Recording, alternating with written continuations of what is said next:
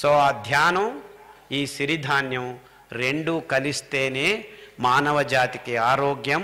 ఆ యోగా సాధనకు అతి ముఖ్యమైన పరికరాలే మన ఆహారం. ఆహారాన్ని మనం సరిగ్గా నిర్వచించుకోకుండా, నీటిని శుభ్రం చేసుకోకుండా, అంటే మీరందరూ ఇప్పుడు నీళ్ళని ఎలా రచనాత్మకంగా మార్చుకోవాలి, ఈ ప్లాస్టిక్ బాటిళ్ళు, ఈ ప్లాస్టిక్ పైపులే మనకు దొరుకుతున్నాయి అనుకుంటున్నారు. మన పూర్వీకులు దానికి కూడా అతి సరళమైన విజ్ఞానాన్ని అందించారు. మొత్తం ప్రపంచంలో రాగి ఉపరితలం మీద ఈ రుణాత్మక కణాలు చాలా స్వతంత్రంగా తిరుగుతుంటాయి. అంటే అవి ఇలా తిరుగుతూ ఉండటం వల్ల నీటిలో ఉన్న కల్మషాల్ని అవి దారిలోకి తీసుకొచ్చి రాగి ప్లేట్ మీద అంటుకునేట్టు చేస్తాయి. అది వైరాణువులు కావచ్చు, సూక్ష్మజీవులు కావచ్చు, రసాయనిక పదార్థాలు కావచ్చు, ఈ భయంకరమైన విష పదార్థాలు కూడా కావచ్చు, పెస్టిసైడ్స్ కానీ ఏవైనా కానీ. అంటే మీరు నీళ్ళని రాగి పాత్రలో ఉంచడం కానీ, మట్టి కుండలో ఒక 20 లీటర్ల మట్టి కుండలో ఇలాగా తామ్ರದ ఫలకం అంటారు దీన్ని, 3 ఇంచి 15 ఇంచులు ఉన్న ఈ తామ్ರದ ఫలకాన్ని రాత్రికి నిల్వ ఉంచితే ఆ నిల్వ ఉన్న నీళ్ళల్లో ఈ రుణాత్మక కణాలు ఈ ఉపరితలం మీద తిరగటం వల్ల ఆ నీళ్ళల్లో ఉన్న కల్మషాలు దీని మీదకి వచ్చేస్తాయి. నీళ్లు రచనాత్మకంగా తయారవుతాయి, స్ట్రక్చర్డ్ వాటర్ తయారవుతుంది. ఆ స్ట్రక్చర్డ్ వాటర్ని మీరు తాగితే, ఆ స్ట్రక్చర్డ్ వాటర్ని మీరు వంటకు వాడితే, మీ పొట్టలో పచననాళంలో పేరుకున్న ఈ కల్మషాలన్నీ ప్లాస్టిక్ నానో పార్టికల్ సమేతం 6 నెలల్లో మీ దేహంలో నుంచి బయటకు వచ్చేస్తాయి. అంటే మిమ్మల్ని మీరు శుభ్రం చేసుకోవాలి. నిజంగా అంతరంగంలో శుభ్రం చేసుకోవాలంటే మీరు వాడాల్సింది తామ్ರದ ఫలకం సోకిన సృజించిన నీళ్లను. సో 7-8 గంటల్లో మీ నీళ్లు శుభ్రమవుతాయి. మాకు హేమమాలిని చెప్పింది ఆర్ఓ వాటరు, మాకు ఆల్కలైన్ వాటర్, ఈ టెక్నాలజీ ఆ టెక్నాలజీ. ఏ టెక్నాలజీ మీ నీళ్లను శుభ్రం చేయలేదు తామ్ರದ ఫలకం చేసినట్టు. సో మీరు అన్ని ఫిల్టర్లు వాడిన తర్వాత ఆ నీళ్లను ఒక మట్టి కుండలో పెట్టి రాత్రి కాపర్ ప్లేట్ పెట్టండి. దాని నుంచి వచ్చిన నీళ్లను మీరు ఉదయం వంటకు, పిల్లలకు. ఇంతకుముందు మన దేశంలో పెద్ద పెద్ద రాగి హండాలు ఉండేటివి, దాంట్లను వేడి చేసి ఆ నీళ్ళనే స్నానం చేసేవాళ్ళం. కానీ రాగి పాత్రలో వంటలు వండుకోవద్దండి, ఎందుకంటే కల్మషాలు ఎక్కువ అవుతాయి ఆ ఎలక్ట్రాన్స్ వల్ల, మన ఆహారంతో అది జరిపే చర్యల వల్ల. సో రాగి పాత్రల్లో ఎవరు వంటలు వండుకోకూడదు. రాగి పాత్రలో నీళ్లను మాత్రమే నిల్వ ఉంచుకొని ఆ నీళ్లను తీసుకొని స్టీల్ పాత్రల్లో అయినా వండుకోవచ్చు, లేకపోతే మట్టి కుండల్లో అయినా వంట వండుకోవచ్చు. మట్టి కుండలు అతి శ్రేష్టమైనటివి. వంట వండుకోవాలంటే మీకు అతి ముఖ్యమైనది మట్టి కుండలు. కానీ మట్టి కుండలో ఇప్పుడెవరు వంటలు పెడతారా, పో అంటారు. కానీ నిజంగా మీకు ఆరోగ్యం కావాలంటే, నిజంగా యోగ సాధన కావాలంటే మీరు మట్టి కుండల్లోనే వంట వండుకోవాలి. అంటే పెద్ద పెద్ద సభలు జరిగినప్పుడు మట్టి కుండలో వంటలు ముందు వండేవాళ్ళు, ఇప్పుడు వండేదానికి వీలు కాదు. కానీ అందరూ ఎప్పుడు ఇలా సభల్లో ఉండరు కదా, ఇంటికి వెళ్తారు. సో అందరూ ఇళ్ళల్లో ప్రతిదినం భోజనాలకు మట్టి కుండల్లో వంటలు వండుకొని తినడం మొదలు పెట్టండి. మట్టి కుండలు లేకుంటే స్టీల్ పాత్రలు న్యూట్రల్గా ఉంటాయి, ఓకే అవి. సో మట్టి కుండలు కానీ స్టీల్ పాత్రలు కానీ మీ ఆహార పదార్థాలని ముట్టచ్చు, కానీ వేరే పాత్రల్లో మీరు వంటలు వండుకోవద్దండి. ముందు ఈ రాగి పాత్రకు కళాయి అని వేసేవాళ్ళు, ఇప్పుడు ఆ టెక్నాలజీ మాయమైపోయింది. సో మీరు ఇప్పుడు నాన్ స్టిక్ పాత్రలు వస్తున్నాయి, ఈ పాత్రలు అంతా ప్లాస్టిక్ ఉంటుంది. సో ప్లాస్టిక్ని మీరు నోట్లో వేసిన దోశలు, ఇడ్లీలు, సాంబారు అంతా ప్లాస్టిక్ డబ్బాల్లో, ప్లాస్టిక్ పాత్రల్లో, ఈ నాన్ స్టిక్ పాత్రల్లో మీరంతా వంటలు చేసుకొని, ఇది చాలా ఈజీ, అనుకూలమని ఈ టెక్నాలజీ పేరులో అందరూ డబ్బులు చేసుకునేదానికి ఈ వంటలు ఈ రకంగా మొదలుపెట్టారు. సో టెక్నాలజీ మీకు అనుకూలం చేస్తుంది కానీ ఆరోగ్యం తీసుకురాదు. మీరు శ్రమించాలి, కొద్దిగా పనులు చేసుకోవాలి. సో వంటలు కూడా నువ్వు 2 నిమిషాల్లోనే నూడిల్స్ అని అమితాబ్ బచ్చన్ చెప్పడం మొదలుపెట్టాడు పిల్లలకని. పిల్లలు ఏంటి మేము తింటున్నామని అందరూ తినడం మొదలుపెట్టారు. ఆ నూడిల్స్ తినడం మొదలుపెట్టిన తర్వాతే అందరికీ డయాబెటీస్ ఎక్కువైంది. దాంట్లో చాలా భయంకరమైన అంశాలు ఉన్నాయి. సో ఇలా టెక్నాలజీ, సైన్సు, ప్రగతి అనే పేరులో, విజ్ఞానం అనే పేరులో మనం నెగిటివ్ సైడ్కి వెళ్తున్నాము. రుణాత్మకంగా మనం జీవనాల్ని గడుపుతున్నాము. ఎప్పుడైతే మనం ప్రకృతి వైపుకు వెళ్తామో, ఇది మన పూర్వీకులు సాధువులు వందల వేల సంవత్సరాల నుంచి ఎక్కడికి వెళ్ళినా రాగి కమండలం తీసుకెళ్లేవాళ్ళు. సో వాళ్ళకి కోపం వచ్చినా ఇష్టమైన నీళ్ళు ఇలా తీసి ఇలా వేసేవాళ్ళు. శాపం ఇవ్వాలన్నా వరం ఇవ్వాలన్నా. అంటే ఆ స్ట్రక్చర్డ్ వాటర్స్తో, ఇన్ఫ్యాక్ట్ వాటర్ మాలిక్యూల్ కూడాను chemical structure is like pyramid. ఆ ఎలక్ట్రాన్స్ 2 అలా ఉంటాయి. ఇక్కడ హైడ్రోజన్ ఉంటుంది. మొత్తం పిరమిడ్ స్ట్రక్చర్ అవుతుంది, టెట్రాహెడ్రల్ స్ట్రక్చర్. అంటే మన దేహంలో అతి ముఖ్యంగా ఉన్న కార్బన్ను, వాటరు, సూక్ష్మాతి సూక్ష్మ స్ట్రక్చర్ పిరమిడ్. అందుకే పిరమిడ్ లోపల ధ్యానం చేయండి అంటున్నారు. సో ఏ రకంగా చూసినా ధ్యానానికి మనకు కావాల్సిన అతి అద్భుతమైన అంశము నీళ్లు, బొగ్గు. ఆ రెండింటిని శుభ్రంగా మన దేహంలోకి తీసుకోవడం మొదలు పెడితే ఆరోగ్య దేహం తయారవుతుంది. ఆరోగ్య దేహంతో మీకు యోగ సాధన అతి సులభమవుతుంది. అంటే మీరు యోగా చేయాలనుకొని కూర్చున్నా కానీ నెమ్మదిగా కూర్చోవాలంటే మీ పొట్టలో ఈ సిరిధాన్యాలు, ఈ రచనాత్మకమైన నీరు పోవడం మొదలు పెడితే మీకు 3 వారాల్లో తేడా తెలుస్తుంది. కూర్చొని యోగా చేసేటప్పుడు, ధ్యానం చేసేటప్పుడు కూడా నెమ్మదిగా కూర్చోగలుగుతారు. ఎంతవరకు అంటే ఈ సిరిధాన్యాలు, ఈ రచనాత్మక నీళ్లను తాగుతూ ఉంటే, నేను మీతో ఇప్పుడు మాట్లాడుతూ ఉన్నా కానీ ధ్యానం చేస్తున్నాను. నేను ధ్యానం కూర్చొని చేస్తేనే కాదు, 24 గంటలు ధ్యాన సహితులు కావాలంటే మీరు ఇలా మీ దేహాన్ని ఆరోగ్యం వైపుకు తీసుకెళ్ళాలి అని నా మనవి. ఎప్పుడైతే మీకు దేహంలో ఆరోగ్యం సుందరంగా నర్తనం చేస్తుందో అప్పుడు నిజమైన యోగం మీ దేహంలో తాండవం ఆడుతుంది. విచ్చలవిడిగా యోగా ధ్యానానికి మీ దేహం, మనస్సు సిద్ధమవుతుంది.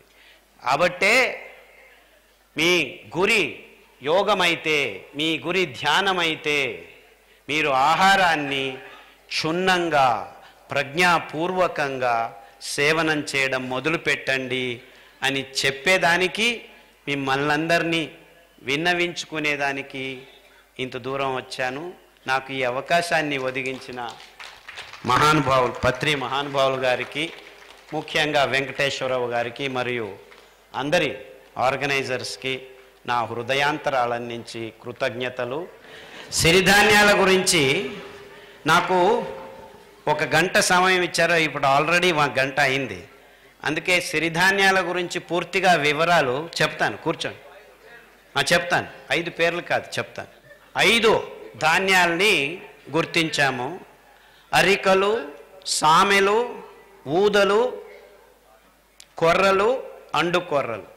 ఈ 5 ధాన్యాలు తమ తమ పీచు పదార్థాల్లో మన దేహంలో ఉన్న అంగాంగాల్ని శుద్ధం చేస్తాయి. అంటే ఉదాహరణకు కొర్రలు మీ శ్వాసకోశాల్ని, నరాల్ని శుద్ధం చేస్తాయి. అరికలు మీ రక్తాన్ని, ఎముకల మధ్యను శుద్ధం చేస్తాయి.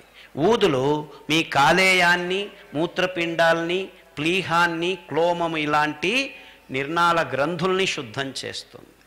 సామెలు మీ బీజ కణాలని శుద్ధం చేస్తుంది. అంటే గర్భకోశం, అండాశయం, వీర్యకణాలు.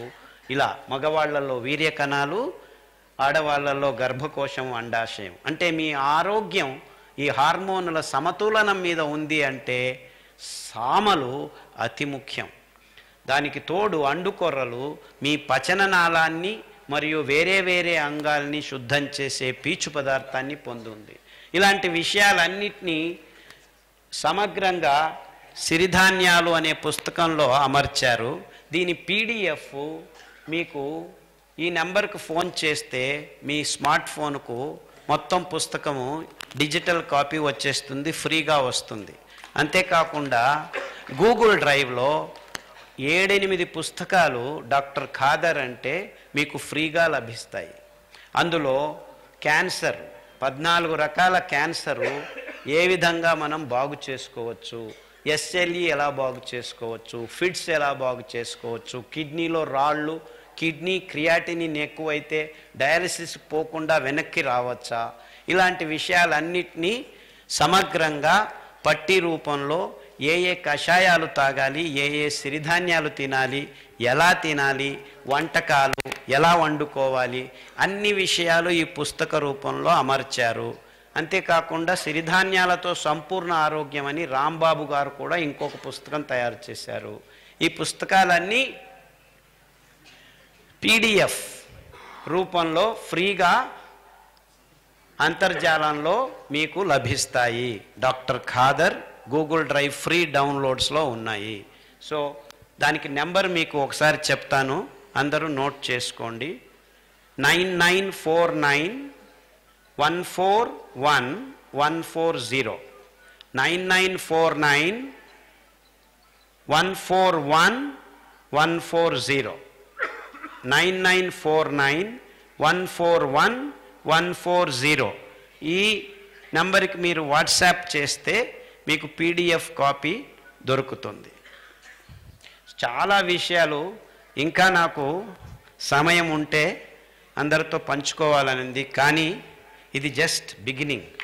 ఈ విషయాల గురించి మీరందరూ ఆసక్తితో చదవండి. యూట్యూబ్లో గంటల తరబడి నా ఉపన్యాసాలు ఉన్నాయి. చాలా విషయాల గురించి ఇంకా వివరంగా భాషణ ఉంది.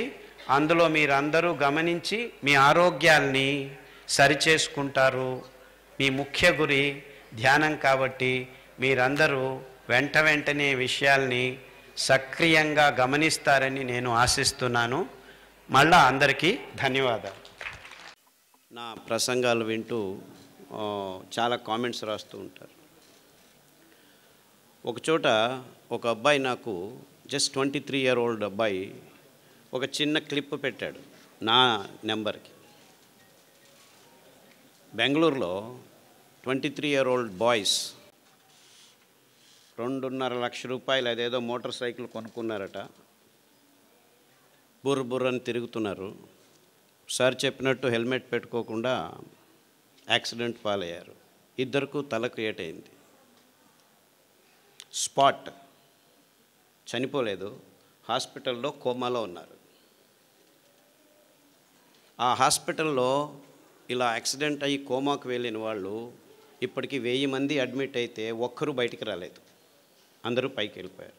3 రోజులు 4 రోజులు 5 రోజులు ఐసీలో ఉన్న తర్వాత. సో ఆ డాక్టర్లు అందరూ అక్కడికి వెళ్ళిపోయారు, ఇంకేమీ లేదు, అందరూ పిలుచుకోండి అని చెప్పి వాళ్ళ ఇంట్లో అందరికీ చెప్పేశారు. 3 రోజుల తర్వాత ఒక అబ్బాయి చనిపోయాడు. ఇంకా 3 రోజుల తర్వాత ఇంకో అబ్బాయి ఇంకా చనిపోలేదని డాక్టర్లు అందరూ వెయిట్ చేస్తుంటే 6వ రోజు రాత్రి ఠక్కని లేచి కూర్చున్నాడు. ఇంకా 6 వారాల్లో బాగా అయిపోయాడు, నడుస్తున్నాడు. సో ఈ డాక్టర్లందరికీ అనుమానం వచ్చింది, ఏం జరిగింది, ఇంతమంది చనిపోయారు సార్ మీకు ఆయన చెప్పాడు కదా, ఆరోగ్యం ఉన్నా యాక్సిడెంట్లో చనిపోతారు మీరు, జాగ్రత్త అని. ఇది జరిగిన విషయం. ఎలా బయటపడ్డాడు వీడు, 1000 మంది చనిపోయారు, ఇంత కోమాలో ఉన్నవాడు మళ్ళీ వెనక్కి వచ్చాడని వాళ్ళు అదే పనిగా పని కట్టుకొని ఎంక్వైరీ చేశారు. వాళ్ళ ఇంటికి వెళ్ళారు. వాళ్ళ అమ్మ నాన్నని అడిగితే, మా అబ్బాయి యూట్యూబ్లో డాక్టర్ ఖాదర్ ప్రసంగాలు విని గత 2 సంవత్సరాలుగా సిరిధాన్యాలను మాత్రమే భోంచేస్తున్నాడు,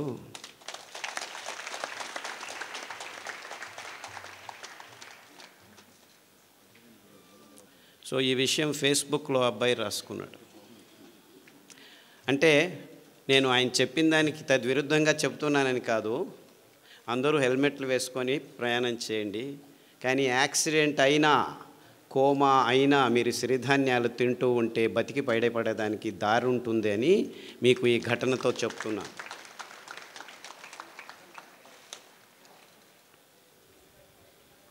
నేను గుంటకల్లోనే చదివాను. చేంతాడు చేతిలో వేసుకొని 6 కిలోమీటర్లు దూరం వెళ్ళి, ఆ చేంతాడు ఒకే బావి ఉండేది, నీళ్ళ బావి, ఆ దర్గా దగ్గర అటువైపుకి వెళ్ళేవాళ్ళం మేము. 6 కిలోమీటర్లు నడిచి పొద్దున్నే 5 గంటలకు లేచి, నేను మా అక్క బుచ్చక్క అనే పేరు ఇద్దరం, 6 కిలోమీటర్లు నడిస్తే వెళ్తే చేంతాడు. నేను చిన్న పిల్లోడిని, ఇంతలాగా ఉండేవాడిని, చాలా వెరీ స్మాల్ షార్ట్ ఫెలో, ఇప్పటికూ పొట్టివాడిని. ఆ చేంతాడు ఎత్తుకొని పోయేదానికి 6 కిలోమీటర్ పోయేవాడికి కింద పడిపోయేవాళ్ళం. ఆ చేంతాడు ఎంత బరువు ఉండేది, ఎందుకంటే చేంతాడు 10 అడుగులు 15 అడుగులు కాదు, 30 అడుగులు పోవాలా లోపలికి నీళ్ళు రాయిలవరంటే. సో ఇద్దరం కష్టపడి 2 బిందెలు తీసుకొని వచ్చేవాళ్ళం చేంతాడు ఇక్కడ వేసుకొని. నీళ్ళు తాగాలంటే అంత కష్టపడాలి. సో గుంతకల్ వాళ్లకు నీళ్ళ అభావం గురించి ఎవరు ఏమీ చెప్పాల్సిన అవసరం లేదు. కానీ తమాషా ఏమిటంటే, ఇంకా మొత్తం ప్రపంచమంతా ఇంకా 6 నుంచి 10 సంవత్సరాల్లో నీళ్లు లేకుండా ఉండేది. తాగేదానికి నీళ్లు కూడా దొరకని పరిస్థితిని మనం ఎదుర్కోబోతున్నాం. అంతేకాదు, ఈ ఎలక్ట్రిసిటీ కూడా ఉండదు మీకు ఇంకొక 15-20 సంవత్సరాల్లో. బొగ్గు అయిపోతుంది, ఇంధనాలన్నీ అయిపోతున్నాయి, నీళ్లు లేకుండా ఉంటాయి. ఇప్పుడు మీరందరూ హ్యాపీగా వరి బియ్యము, గోధుమలు, చక్కెర, మాంసము, కోడిగుడ్లు తింటూ ఉన్నారు. ఇది తింటూ మీకు ఆరోగ్యం వచ్చింది అనుకున్నాం, అందరూ బాగానే ఉన్నారు అనుకుందాం, రోగాలు లేవు అనుకుందాం, ఎవరికి బీపీ లేదు, ఎవరికి డయాబెటీస్ లేదు, ఎవరికి క్యాన్సర్ లేదు, ఎవరికి హెచ్ఐవి లేదు, ఏమీ లేదు, అందరం బాగున్నాం. వరి బియ్యం చాలా మంచిది, తింటే ఏమీ రోగాలు రావు, ఇంకా ఆరోగ్యంగా ఉంటుంది అని కూడా అనుకుందాం. గోధుమలు తింటే చాలా అద్భుతంగా ఉన్నాము అనుకున్నాం. అఫ్కోర్స్ మనమందరము వెంట్రుకలకు పెయింట్లు చేసుకొని యంగ్ పీపుల్ అనుకొని తిరుగుతూ ఉంటున్నాము, అది వేరే విషయం, రోగాల గురించి తర్వాత చెప్తాను. అంటే మనం తింటున్న పదార్థాలన్నీ మంచివే, ఆరోగ్యంగానే ఉన్నామని అనుకున్నా ఈ 2 కారణాలకి మనం వరి బియ్యం తినటం ఆపు చేయాలి, గోధుమలు తినటం ఆపు చేయాలి, చక్కెర తినటం ఆపు చేయాలి, కోడిగుడ్లు తినటం ఆపు చేయాలి, అన్నీ తినటం ఆపు చేయాలి. ఎందుకంటే నీళ్లు లేవు.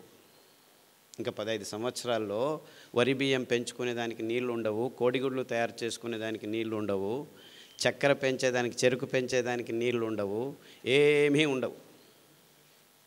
4 వానలు వస్తే చివరకు పెరిగేది ఈ సిరిధాన్యాలే. అంటే వీళ్ళందరూ చెప్తున్నారు రుచిగా చేయండి, ఇది చేయండి, అది చేయండి, అవంతా ఏమీ అవసరం లేదు. ఇంకో 10 సంవత్సరాలు మీరు అందరూ కళ్ళు మూసుకొని నీళ్లు లేని పరిస్థితిని ఆలోచించుకోండి. ఆఫ్కోర్స్ నా దురదృష్టం, గుంతకల్లో వచ్చి నీళ్లు లేని పరిస్థితిని ఆలోచించండి అని చెప్తే వీడు పిచ్చోడు మాకు చెప్తున్నాడు అనుకుంటారు. నేను అనుభవించాను. కానీ ప్రపంచమంతా ఇదే స్థితికి రాబోతుంది ఇంకో 10-15 సంవత్సరాల్లో. ఈ డ్యాములు కట్టినారు, ఏమీ లాభం లేదు. డ్యాముల్లో నీళ్లు ఉంటాయి కదా మీరు ఎత్తిపోసేది, ఆ నీళ్లు లేని పరిస్థితుల్లో మొత్తం ప్రపంచమంతా హాహాకారాలతో, ఆకలి మంటలతో భయానక స్థితిని ఒక్కసారి కళ్ళు మూసుకొని ఊహించండి. ఆ స్థితి నుంచి దూరం కావాలంటే మనం 20 సంవత్సరాల ముందే, ఎంత మంచివైనా, గోధుమలు మంచివే అని చెప్తున్నాను, చక్కెర మంచిదే అని చెప్తున్నాను, ఏమి రోగాలు రావట్లేదని చెప్తున్నాను, ఇదంతా ఇమాజినరీ కండిషను. అఫ్కోర్స్ ఇప్పుడు ఉన్నది అన్ని రోగాలే అనేది ఇంకొక 5 నిమిషాల్లో మాట్లాడతాను. కానీ సిరిధాన్యాల మహత్వము జస్ట్ మీ ఆరోగ్యానికి కోసం కాదు, మీ పిల్లల ఆరోగ్యం కోసం కాదు, ప్రకృతి కోసం కాదు. ప్రకృతిని మీరు రక్షించాల్సిన అవసరం లేదు, ఇవన్నీ కారణాలు కాదు. కానీ ఇవన్నీ ముఖ్యమైన, నిజమైన, ప్రాక్టికల్ కారణాల కోసం సిరిధాన్యాలను తినమండి అని చెప్తూ వస్తున్నాను ఇంతవరకు. కానీ ఇప్పటి నుంచి నేను ఇవన్నీ కారణాలే కాదు, ఇంకా 10-15 సంవత్సరాల్లో మొత్తం మానవ కులమంతా ఆకలితో హాహాకారాలు బొబ్బేలు పోతుంటే మిమ్మల్ని ఆ భయంకరమైన క్రైసిస్ నుంచి బయటకు పడాలంటే బయటపడేదానికి పనికి వచ్చేది సిరిధాన్యాలు మాత్రమే. ఆ ఒక్క కారణానికే. అంటే మానవ కులం ముందు రానున్న ఈ భయంకరమైన క్రైసిస్ నుంచి బయటపడాలంటే మొత్తం ప్రపంచమంతా పిల్లలు పెద్దలు అందరూ ఏ దారి లేదు, ఏ గతి లేదు, ఉండేది ఒకే దారి, అది సిరిధాన్యాలు తినే ఒకే ఒక్క దారి. ఈ క్రైసిస్ని మానవ జాతి ఎదుర్కోవాలంటే ఈ దారి తప్ప ఇంకా ఏ దారి లేదు అని గట్టిగా నమ్మిన వాణ్ణి నేను. అందుకే 40 సంవత్సరాల క్రితమే ఈ విషయాల్ని పూర్తిగా విశ్లేషణ చేసి, అరే ఈ రోగాలకు పక్కన ఉంచండి, మీ తలల మీద తెల్ల వెంట్రుకల గురించి పక్కన ఉంచండి, నాకు క్యాన్సర్ వచ్చింది అని బాధపడే వాళ్ళ గురించి నేను బాధపడటం లేదు. మొత్తం మానవ కులమే కాదు, ప్రపంచంలో ఉన్న జీవరాశి అంతా ఈ భయంకరమైన సన్నివేశాన్ని ఎదుర్కోబోతుంది ఇంకో 20-30 సంవత్సరాల్లో. నేను చెప్పేది అతిరేకంగా లేదు, మీరందరూ దీనిల గురించి ఆలోచించట్లేదు, ఎవరూ ఆలోచించట్లేదు. అంటే ఎంత భయంకరమైన ఇక్కట్టును మనం ఎదుర్కోబోతున్నామని మన కళ్ళ ముందు మనం ఎవరు కూర్చొని ఆలోచించేదానికి రెడీ లేదు. ఎందుకంటే నా తలల మీద వెంట్రుకలు వెళ్ళిపోతున్నాయి, నా అబ్బాయికి 3 సంవత్సరాలు డయాబెటీస్ వచ్చింది, మా అమ్మాయి 180 కేజీలు ఉంది, నడవలేకపోతుంది, మా చిన్న పాపకు బ్లడ్ క్యాన్సర్ వచ్చింది, 3 సంవత్సరాలకు బ్లడ్ క్యాన్సర్, బోన్ క్యాన్సర్ వచ్చింది, లంగ్ క్యాన్సర్ వచ్చింది. ఇలా మనము 100కి 70 మంది బీపీ ట్యాబ్లెట్ తీసుకుంటున్నాము, 100కి 38 మందికి డయాబెటీస్ వచ్చింది, 100కి 36 మంది థైరాయిడ్ ట్యాబ్లెట్ తీసుకుంటున్నాము, 100కి 16 మందికి నిద్ర రావట్లేదని ట్యాబ్లెట్ తీసుకుంటున్నారు, 100కి 16 మంది నిద్ర ఎక్కువ వస్తుందని ట్యాబ్లెట్ తీసుకుంటున్నారు. ఇలా ఎన్నెన్నో కారణాలు ఉన్నాయి, ఎన్నెన్నో రోగాలు ఉన్నాయి. హెచ్ఐవి వచ్చింది, ఎస్ఎల్ఈ వచ్చింది, ఐఎస్ఆర్ వచ్చింది, ఐబిఎస్ వచ్చింది. ఇలా అక్రానిమ్స్ పెట్టుకొని 185 రోగాలను లిస్టు చేసుకుంటున్నాము. ఈ రోగాల పేర్లు వినాలంటేనే భయం అవుతుంది, రోగాలు వస్తే ఇంకెంత భయమో. అది ఇంతకుముందు డయాబెటీస్ 100కి 5 మందికి 10 మందికి వచ్చేది, 50 సంవత్సరాల పైన వచ్చేది, ఇప్పుడు 5 సంవత్సరాల లోపు పిల్లలకే 100కి 5 మందికి వచ్చేసింది.